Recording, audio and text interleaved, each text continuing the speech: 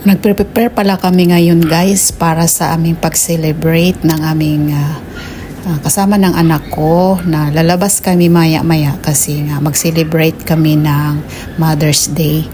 So, dapat ngayong araw na ito nagpa-schedule kami for massage. Magpamasahe sana kami kaso yung magmamassage ang available lang is mga lalaki. So, hindi talaga pa pwede yun kasi napaka-awkward naman yung magmamasahe sa amin is mga lalaki. Gawa nga ng Mother's Day.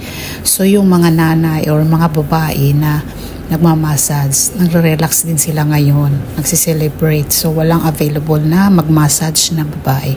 So, ganun naman guys. Pumunta na lang kami ng mall. Pagkatapos, nagpa-manicure, pedicure kami. Tapos, kumain. Pagkatapos kumain, nag-withdraw kami sa bangko para panggastos. Pagkatapos, umuwi kami. Tapos, dumaan muna kami ng supermarket para mag-grocery.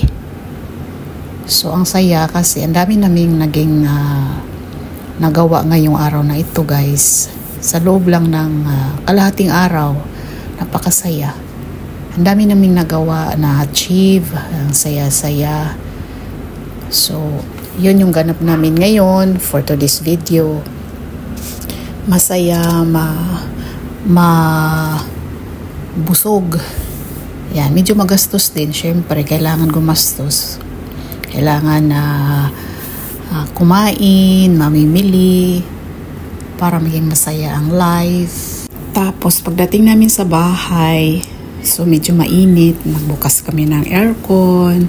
Pagkatapos, chika-chika muna kami kasi kami lang dalawa ng anak kong babae kasi yung anak kong lalaki is lumabas, namasyal sila ng girlfriend niya.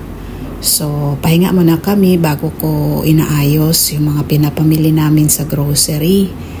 Tapos, chika-chika muna kami. Tapos si Pomi, tuwang-tuwa din si Pomi guys kasi binila namin siya ng kanyang dentastick. So, ako naman, masaya ako kasi ina-arrange ko yung mga pinapamili namin dun sa grocery. Tapos, naglinis-linis na rin ako. Ina-arrange ko yung mga lagayan ng pagkain namin sa kusina. So, yun masaya kasi nga na marami na kaming stock. Ano na naman yung namin, lagayan ng pagkain, gawa ng bagong grocery. So, ganun lang kababaw yung aking happiness. So, yun lang.